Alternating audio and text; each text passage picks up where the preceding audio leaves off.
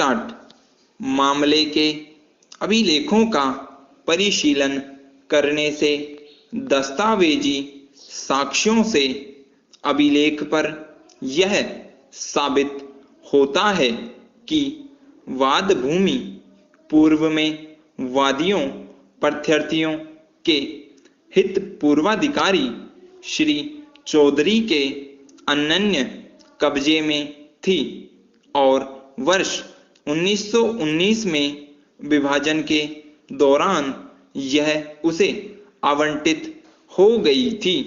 और वह नामांतरण प्रदर्श पीएच द्वारा अनन्य कब्जे सहित इसका स्वामी हो गया था और उसकी मृत्यु के पश्चात स्वाभाविक तौर पर वाद भूमि उसके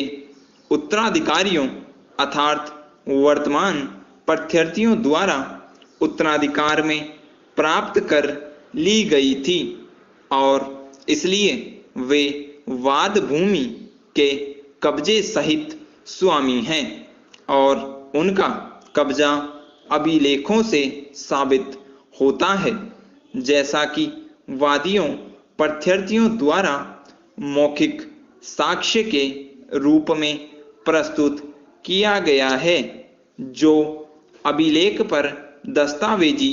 साक्ष्य के अनुसरण में है। इसलिए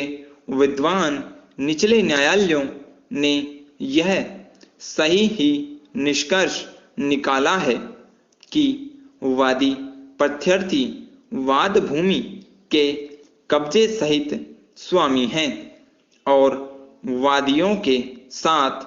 वाद भूमि के कब्जे में सहस्वामी के रूप में प्रतिवादी के पक्ष में प्रविष्टि सभी प्रकार से गलत है और यह सुधार किए जाने योग्य है। वादियों प्रत्यर्थियों द्वारा प्रस्तुत विभाजन का विलेख भी अभिलेख पर है, जो प्रदर्श पीएस से प्रदर्श पीटी है। प्रदर्श पीयू यह स्पष्ट करता है कि पुराना खसरा संख्या 91 में मात्र 5.1 कनाल में समाविष्ट वाद भूमि वादियों के हित पूर्वाधिकारी श्री चौधरी को आवंटित की गई है। इसलिए यह स्पष्ट है कि वादियों प्रत्यर्थियों के हित पूर्वाधिकारी अर्थात श्री चौधरी पुत्र श्री तोता विभाजन के पश्चात वाद भूमि के अनन्य कब्जे सहित स्वामी हो गए थे और नामांतरण प्रदर्श पीएच भी वर्ष 1919 से 20 के लिए जमाबंदी वर्ष में अग्रेषित हो गया था। प्रदर्श पीजी और राजस्व विभाग ने वाद भूमि के स्वामित्व और कब्जे की प्रविष्टि श्री चौधरी के नाम में करने के बजाय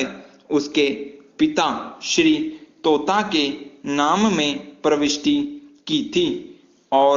तत्पश्चात श्री तोता की मृत्यु के पश्चात